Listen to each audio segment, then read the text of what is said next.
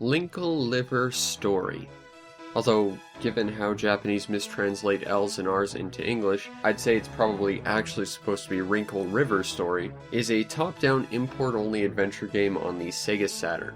The premise, as far as I can tell, is some sort of mother plant which rests at the bottom of the sea, got kidnapped by evil, and now the entire world is going to hell. So now you have to go and fix it as some sort of cat girl?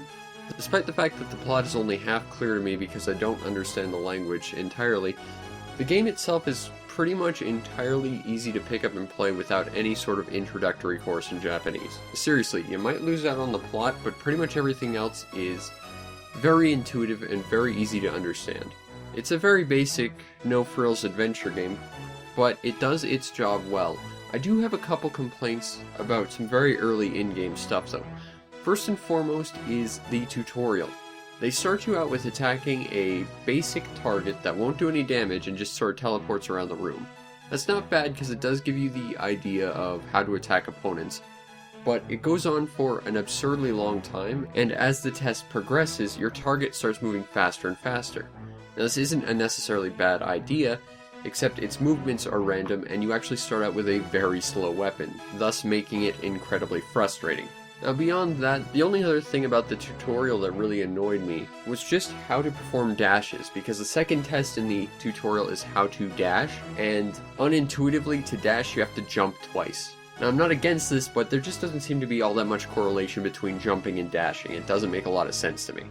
But that's entirely on me and I accept that. Beyond that, the gameplay is fairly standard. You run around, you slash enemies, you open up treasure chests, you collect the spoils of war. But one thing that is really notable about the gameplay is the weapons, because there's about a dozen different weapon types, but how you get them is what makes them interesting. Essentially, to get a new weapon, you have to find a flower that will produce a weapon. You then plant a seed and then donate the water that drops from enemies to grow a plant that gives you your weapon. The type of weapon you get is dependent on the flower you grew it by.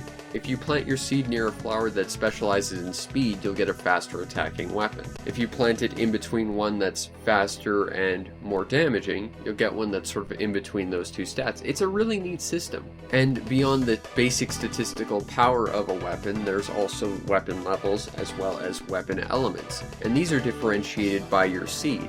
You get different seeds as you progress through the game, but each seed has a different element and level, and it will in turn affect what sort of element and base level your weapon will have. Now the nice thing is, if you grow a flower that has a weapon that you find undesirable, because you picked a flower that has a different statistical power than you thought it did, don't worry, because you can reuse the seeds as many times as you like, the only limiting factor being how much water you have. And in order to get more water, you have to go kill more enemies, so it's kind of a nice progression of get a new weapon, try it out, kill some enemies, then get a new weapon from that. I really like the system. The one issue I do have with weapons, however, is despite the fact that they all have different stats, even if you go with the very fastest weapon, a boomerang, they are all intolerably slow. Like seriously, this ends up meaning that combat basically comes down to standing like 10 feet away from your opponent and just swinging at them while they walk into you. And part of that is because not only are the weapons slow, but attacking does seem to have a small delay, but just big enough to be noticeable. After a few minutes you do get used to it, but it does mean that you can't really rely on high-speed combat and evasion, because you're more or less just trying to stand back and let your opponents walk into you, which is far less satisfying in terms of action. And as it is an adventure game, action is kind of a big deal, and that's a shame. But beyond that, it's a perfectly fine action game. You run around dungeons, you explore, you pick up treasure chests, you kill monsters, you solve very, very basic puzzles. It all works really well, and as I've said, it's incredibly intuitive. You don't have to understand the language at all. They made it really, really easy to get into this game. Like, even if you don't want to run around collecting all the water drops to get new power-ups for your weapons, they gave you a little AI buddy who runs around and collects them for you. The developers did everything in their power to make this game as approachable as possible, and I think that ultimately means it's a very easy and fun pick up and play game. And honestly, because of its ease of use and no barrier to entry in terms of language, I think that makes this game kind of timeless. Presentation-wise, Linkle Liver Story is solid. It uses a nice sprite layering method to make this 2D game appear 3D, and I think it works excellently. Because while the Saturn can do 3D like a champ,